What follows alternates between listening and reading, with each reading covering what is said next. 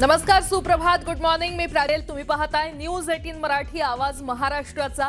सकाळच्या पहिल्या बातमीपत्रामध्ये आपलं सगळ्यांचं स्वागत. बातमीपत्राच्या सुरुवातीला एक अतिशय मोठी बातमी. अमेरिका, इस्रायल आणि इराण युद्धाबाबत ही मोठी बातमी समोर येते आहे.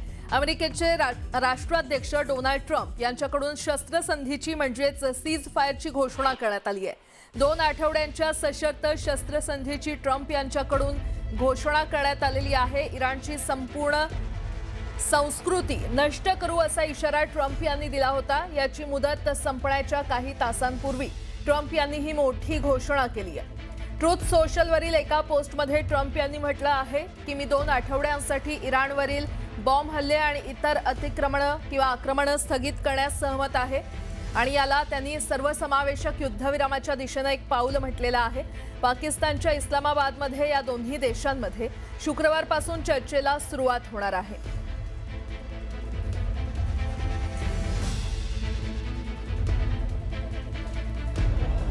तर शस्त्रसंधीसाठी इराणच्या 10 अटी आहेत. त्या नेमक्या काय आहेत आपण ते पाहूयात.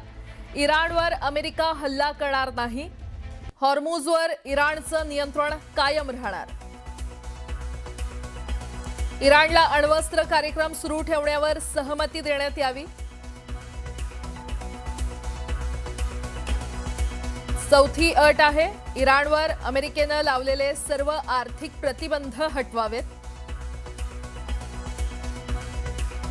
इराणवर लावलेले इतर सर्व प्रतिबंध हटवावेत. संयुक्त राष्ट्र सुरक्षा परिषदेकडून इराण विरोधातील सर्व प्रस्ताव हे रद्द करावेत. IAEA बोर्ड ऑफ गव्हर्नर्सचे सर्व प्रस्ताव देखील रद्द करावेत. इराणला युद्धात झालेल्या नुकसानीची भरपाई करावी.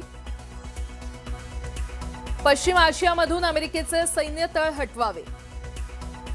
लेबनॉनसह इतर सर्व ठिकाणी युद्धविराम करावा.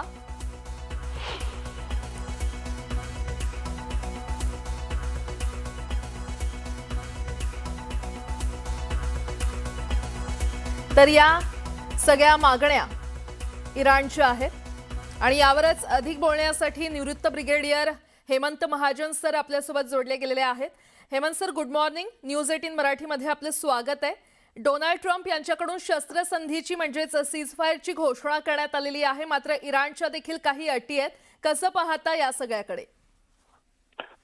सध्याच्या या मोमेंटला ही एक अतिशय चांगली अशी बातमी आहे. कारण काल असं वाटत होतं की ज्याप्रमाणे डोनाल्ड ट्रम्प धमक्या देत होते युद्धाची तीव्रता वाढेल आणि युद्ध एका भयानक लेवलला पोहोचेल, कुठल्या प्रकारचे शस्त्र वापरले जातील याविषयी चर्चा होत होती.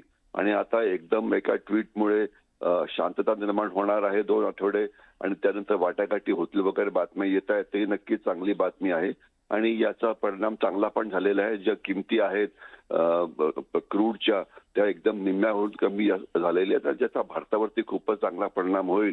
कारण सर्वात स्वस्त तेल आणि गॅस आपल्याला इकडनं मिळतं. पण मुख्य प्रश्न असा आहे की हे जे 2 आठवड्याचं जे सीज फायर आहे याच्यामध्ये काही पॉझिटिव्ह गोष्टी बाहेर येतील का? तर आपण जर बघितलं तर इराणची जी रिक्वायरमेंट आहे ती अतिशय वेगळी आहे आणि अमेरिकेची एकदम वेगळी आहे. तर त्याच्यामुळे नेमकं वाटाघाटी ज्यावेळेला पुन्हा सुरू होतील शुक्रवारपासून तेव्हा नेमकं काय निष्पन्न होईल हे बघावं लागेल. कारण ज्या कारणाकरता अमेरिका युद्धामध्ये गेलं होतं त्याच्यातली कुठलीही उद्देश त्यांचे हासिल झालेले नाहीयेत. म्हणजे न्यूक्लिअर प्रोग्राम थांबवायचा ते थांबवायला इराण तयार नाहीये. त्याच्याशिवाय गल्फ ऑफ होर्मुझ उघडायची पूर्णपणे, त्यात इराण म्हणतंय की होर्मुझ तर आम्ही उघडू पण त्याच्यावरती आम्ही आमचा टॅक्स लावू वगैरे. म्हणजे ज्याच्याकरता युद्ध सुरू झालं त्याच्यातलं काहीच मान्य करण्यात आलेलं नाहीये. तर त्याच्यामुळे वाटाघाटी येणाऱ्या काळामध्ये कुठली दिशा घेतील हे आपल्याला बघावं लागेल.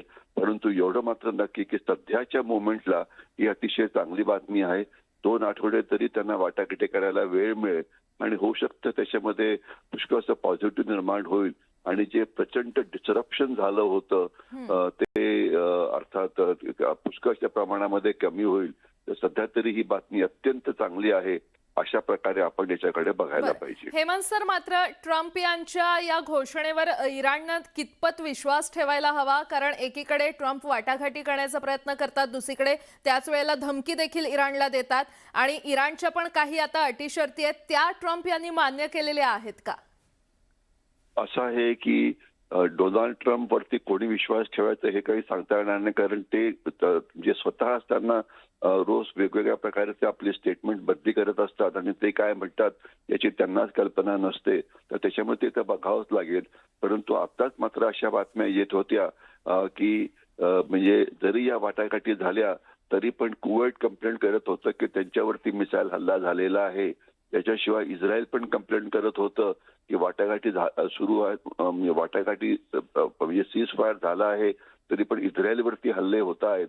तर त्याच्यामुळे इस्रायल काही थांबायला तयार नाहीये. तर त्याच्यामुळे पुष्कळशे पण म्हणजे वेगवेगळ्या म्हणजे कारणं आहेत की ज्याच्यामुळे युद्धविराम जरी घोषित करण्यात आला तरी ऍक्च्युली युद्ध हे थांबलेलं नाहीये, अशा प्रकारच्या बातम्या पुढे येत आहेत.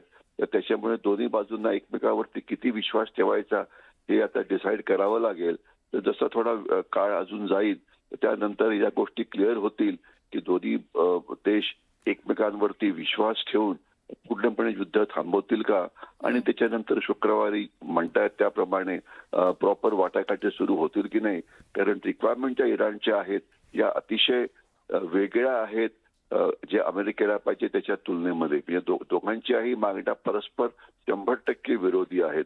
तर त्याच्यामुळे नेमकं कुठल्या गोष्टी मानल्या जातील.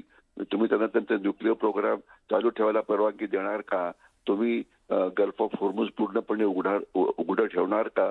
तर या गोष्टींवरती पुष्कळ जर आणि तर आहे. तर आपल्याला पुढे ऍक्च्युली बघावं लागेल की जमिनीवरती काय होतं. परंतु सध्या तरी मात्र चांगली बातमी आहे असंच आपण म्हणू शकतो. हेमंत सर, धन्यवाद. न्यूज 18 मराठीशी संवाद साधण्यासाठी, या विश्लेषणासाठी आणि यावरच आता अधिक बोलण्यासाठी आपल्यासोबत परराष्ट्र तज्ज्ञ शैलेंद्र देवळाणकर सर जोडले गेलेले आहेत. Shailendra sir, good morning. News 18 मराठीमध्ये आपलं स्वागत आहे. ट्रम्प यांच्याकडून शस्त्रसंधीची म्हणजेच सीज फायरची घोषणा करण्यात आलेली आहे. मात्र